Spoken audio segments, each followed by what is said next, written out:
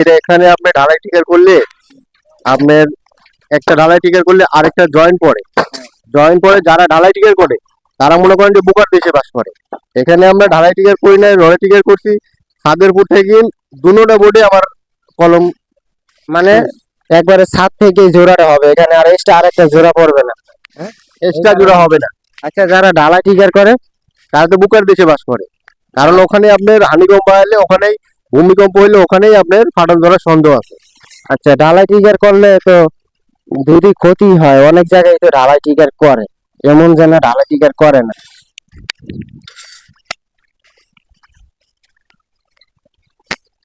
আসসালামু আলাইকুম। ওয়ালাইকুম সালাম।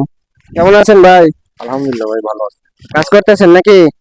ঈদে ছুটি করবেন কবে? আজকে তো 28 রোজা। আজকে কাজ কাম করার পরে সবকিছু গোছানোর পরে আজকে ছুটি হবে। ছুটি করবেন। আচ্ছা, এই যে কলমে রড বাঁধবেন নাকি রিং বাঁধবেন আর রড বাঁধবেন, তো এই যে কলমে যে টিকার করেন না কেন? টিকার তো করছি ভাই, এটা হলো রডের টিকার। রডের টিকার। ঢালাই টিকার করলেন না যেন, একটু এদিকে আসেন, একটু এদিকে আসেন। এই যে পিলারে কাজ করতেছেন, এখানে রডের টিকার করছেন, ঢালাই টিকার করেন না কেন? ঢালাই টিকার করলে সমস্যা আছে ভাই। সমস্যা হলো ঢালাই টিকার তো, আচ্ছা ঢালাই টিকার তো এভেলেবেল করতেছে নাকি, তো ঢালাই টিকার করলেন না কেন? ঢালাই টিকার করি নাই। ঢালাই টিকার করলে এখানে জোড়া পড়ে, তারপরে আপনার টিকারে আপনার ওই হানিকম বাড়াবে। ঢালাই টিকার করলে হানিকম বাড়াবে সন্দেহ আছে, এই কারণে করি নাই। রডের জয়েন্ট গুলা কই দিছেন? রডের জয়েন্ট গুলা দিয়েছি আমরা কলমের মাঝখানে। মাঝখানে না? মাঝখানে।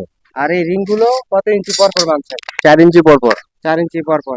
তো সামান্য দর্শকতা, এখানে যে দেখেন রডে টিকার করা হয়েছে, কেটে দেওয়া হবে মাপ মতন। তো ঢালাই টিকার করলে এখানে এক্সট্রা একটা জয়েন্ট পড়ে, এই জয়েন্ট পড়ে এবং কি এখানে বিভিন্ন জায়গায় হানিকম বাইরে হওয়ার সম্ভাবনা থাকে এই জয়েন্টে।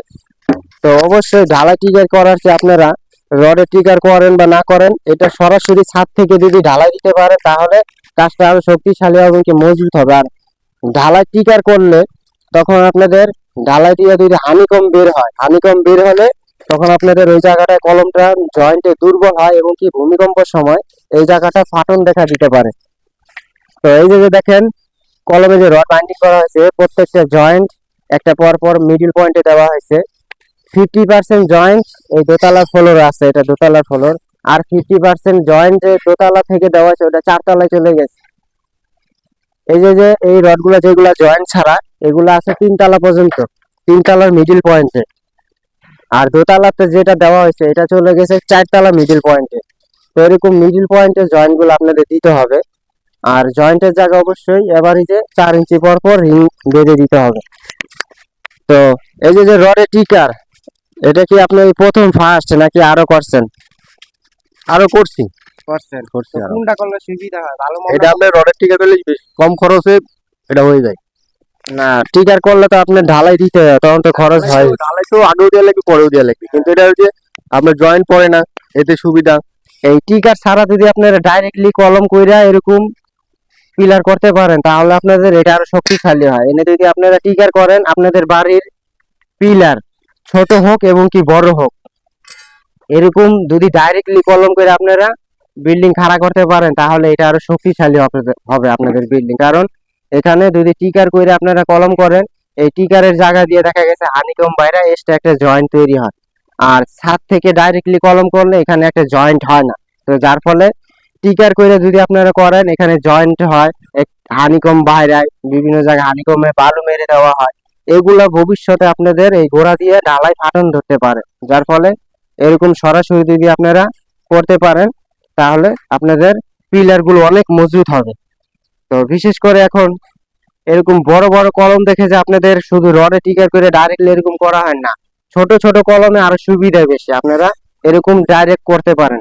ডাইরেক্ট করলে হবে কি, এখানে একটি জয়েন্ট পড়বে এবং কি টিকারের আর একটা জয়েন্ট পড়তেছে না, এই সুযোগ সুবিধা এবং কি এই সুবিধার আপনার অনেক মজবুত হবে কলম। এই ছাদ থেকে যদি একবারে কলমটা করেন, এই কলমটা অনেক মজবুত হবে। আর টিকার করে যদি কলম করেন, এখানে এক্সট্রা আরেকটা জয়েন্ট পড়ে, এই জয়েন্টে হানিকম বের হয়, বিভিন্ন পোকরা বের হয়, এর ফলে আরো পিলারের ক্ষতি হয় গোড়া দিয়ে। যখন বিল্ডিং এর লোড বহন ক্ষমতা বেড়ে যাবে তখন ওই জায়গা দিয়ে ফাটন ধরতে পারে, টিকারের গোড়া দিয়ে ফাটন ধরতে পারে।